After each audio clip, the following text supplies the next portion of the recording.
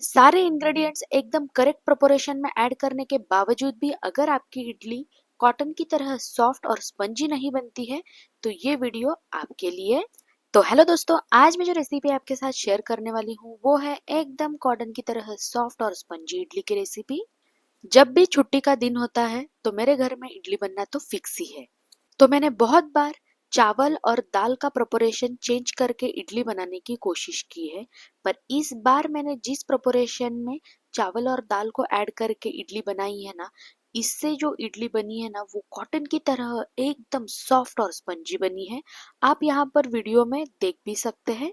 तो चलिए इडली बनाना स्टार्ट करते हैं। तो इडली बनाने के लिए मैंने यहाँ पर 2 बोल इतना इडली राइस ले लिया है। इस चावल को इडली राइस के नाम से ही जाना जाता है। ये मार्केट में बहुत ही आसानी से मिल जाता है। तो यहाँ पर हमें टोटल 2 बोल इतना इडली का चावल ले लेना है। अगर आपको एकदम कॉटन की तरह सॉफ्ट ही इडली बनानी है तो आप इसी चावल का इस्तेमाल कीजिए। तो यहाँ पर हमें इन चावलों को 1 से 2 बार पानी से अच्छे से वॉश कर लेना है, जिससे चावल में जो भी पाउडर वगैरह लगी होती है ना वो पानी के साथ आसानी से निकल जाती है। तो यहाँ पर हमें इस तरह से चावलों को वॉश कर लेना है। तो ये देखिए यहाँ पर मैंने चावलों को 2 से 3 बार पानी से वॉश कर लिया है। तो अब हम इसमें फिर से पानी ऐड कर लेंगे और इसे 4 घंटे के लिए सोख होने के लिए साइड में रख देंगे। तो यहाँ पर मैंने दूसरे साइड एक बड़ा सा बोल ले लिया है। इसी में अब हम 1 बोल इतना जो उड़द दाल होता है उसे ले लिया है। जिस बोल से मैंने चावल मेजर किया था सेम उसी बोल से हमें उड़द दाल को भी मेजर करके लेना है। तो 2 बोल चावल के लिए 1 बोल उड़द दाल, ये एकदम परफेक्ट मेजरमेंट है। तो अब हम उड़द दाल को भी 1 से 2 बार पानी से अच्छे से धो लेंगे। तो ये देखिए यहाँ पर मैंने उड़द दाल को भी 2 से 3 बार अच्छे से वॉश कर लिया है। तो अब हम इसमें पानी ऐड कर लेंगे और इसे भी 4 घंटे के लिए सोख होने के लिए साइड में रख देंगे। अब 4 घंटे हो चुके हैं तो चलिए दाल और चावल सोख हुए हैं कि नहीं चेक कर लेते हैं। तो यहाँ पर आप देख सकते हैं जो चावल की क्वांटिटी है वो पहले से कितनी फूल चुकी है। तो यहाँ पर हमें इस तरह से चावलों को दबाकर देख लेना है। इस तरह से दबाने से जो चावल है वो बहुत ही इजीली टूट रही है। इसका मतलब ये बहुत ही अच्छे से सोख होकर तैयार हो चुकी है। अब दूसरी साइड हमने जो उड़द दाल को भी सोख होने के लिए रखा था उन्हें भी अब हम एक बार चेक कर लेंगे। तो यहाँ पर हमें उड़द दाल को भी इसी तरह से दबाकर देखना है, जिससे ये आसानी से टूट रही है। इसी से पता चल रहा है कि ये बहुत ही अच्छे से सोख हो चुकी है।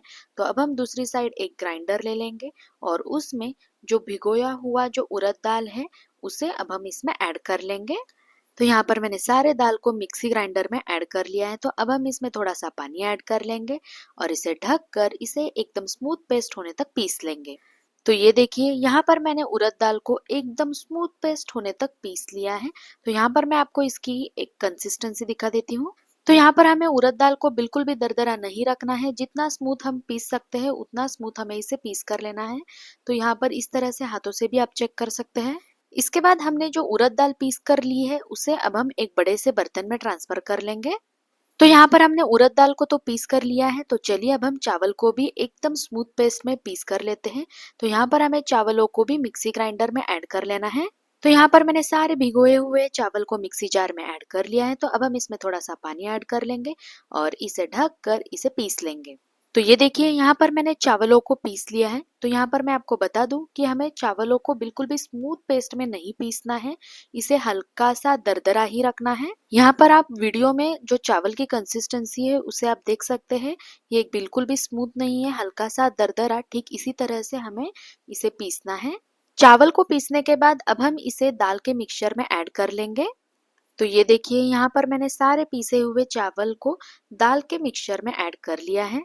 तो यहाँ पर हमें इस बैटर को थोड़ी देर के लिए साइड में रख देना है और दूसरी साइड इडली को कॉटन की तरह सॉफ्ट बनाने के लिए मैंने यहाँ पर एक खास इंग्रेडिएंट का इस्तेमाल किया है, वो है मुरमुरा। तो यहाँ पर हमें 2 बोल भरकर मुरमुरा लेना है। जिस बोल से हमने राइस और दाल का मेजरमेंट किया था सेम उसी बोल से हमें 2 बोल भरकर जो मुरमुरा है उसे लेना है और इसमें अब हम पानी ऐड कर लेंगे और इसे 15 मिनट के लिए सोख होने के लिए साइड में रख देंगे।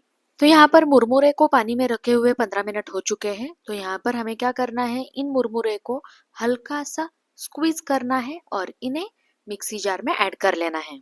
तो ये देखिए यहाँ पर मैंने सारे भिगोए हुए मुरमुरे को मिक्सी ग्राइंडर में ऐड कर लिया है। तो अब हम इन्हें ढक कर इन्हें एकदम स्मूथ पेस्ट होने तक पीस लेंगे। तो यहाँ पर मैंने मुरमुरे को पीस लिया है। तो यहाँ पर आप देख सकते हैं मैंने एकदम स्मूथ पेस्ट बनाकर तैयार कर लिया है।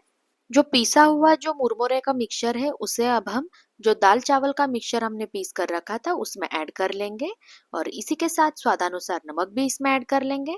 नमक ऐड करने के बाद अब हम क्या करेंगे, इस तरह से हाथों से इस बैटर को अच्छे से मिक्स कर लेंगे। ऐसे कहा जाता है कि हाथ से बैटर मिक्स करने से जो बैटर है ना वो बहुत ही बढ़िया तरीके से फर्मेंट होता है। तो यहाँ पर हमें इसे 3 से 4 मिनट के लिए कंटिन्यूअसली इसी तरह से अच्छे से मिक्स कर लेना है।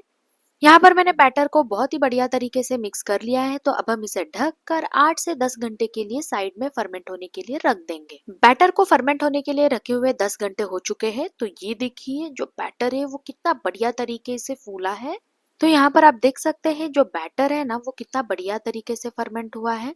बैटर में कितनी सारी जालियां बनकर तैयार हो चुकी है। अगर इस तरीके से बैटर फर्मेंट हुआ ना तो मैं गारंटी के साथ कह सकती हूँ कि आपकी इडली एकदम सॉफ्ट और स्पंजी ही बनेगी। अब दूसरे साइड हमें यहाँ पर इडली का जो मोल्ड है उसे लेना है और उसमें अब हम थोड़ा सा ऑयल अप्लाई कर लेंगे जिससे इडलियाँ जो है वो बिल्कुल भी मोल्ड से चिपकेगी नहीं। तो यहाँ पर मैंने सारे मोल्ड में ऑयल को अप्लाई कर लिया है। तो अब हम इसमें बैटर ऐड कर लेंगे। तो यहाँ पर हमें मोल्ड के 3/4 पोर्शन में ही बैटर को ऐड करना है और जो बाकी का 1/4 वाला हिस्सा है उसे इडली को फूलने के लिए रखना है। तो ये देखिए यहाँ पर मैंने सारे मोल्ड में बैटर को ऐड कर लिया है और दूसरी साइड मैंने स्टीमर में भी पानी को गर्म होने के लिए रखा था। तो पानी भी बहुत ही अच्छे से गर्म हो चुका है। तो चलिए अब हम इस स्टीमर में इडली प्लेट को ऐड कर लेते हैं। इडली प्लेट को ऐड करने के बाद अब हम इसे ढक कर 7 से 8 मिनट के लिए इसे स्टीम होने के लिए रख देंगे। अब थोड़ी देर बाद आप यहाँ पर देख सकते हैं एकदम फूली फूली स्पंजी सी इडली बनकर तैयार हो चुकी है। इन्हें बस देखने से ही आपको पता चलेगा कि जो इडली है वो कितनी सॉफ्ट बनी है।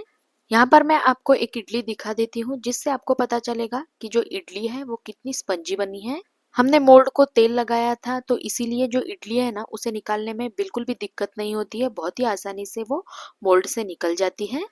तो ये देखिए यहाँ पर हमारी एकदम कॉटन की तरह सॉफ्ट नरम ऐसी इडली बनकर तैयार हो चुकी है। अगर मैं इस तरह से दबा भी रही हूँ तो फिर भी इडली जो है वो बाउंस बैक हो रही है। इसी से आपको पता चलेगा कि जो इडली है वो कितनी सॉफ्ट और स्पंजी जालीदार बनकर तैयार हो चुकी है। तो आप भी इस इडली की रेसिपी को एक बार मेरे तरीके से जरूर बनाकर देखिए। मैं गारंटी के साथ कह सकती हूँ कि आप इस इडली को होठों से भी खा सकेंगे। ये इतनी कॉटन की तरह सॉफ्ट बनती है। अगर आपको ये मेरी इडली की रेसिपी अच्छी लगे तो लाइक शेयर सब्सक्राइब जरूर कीजिए। बाय।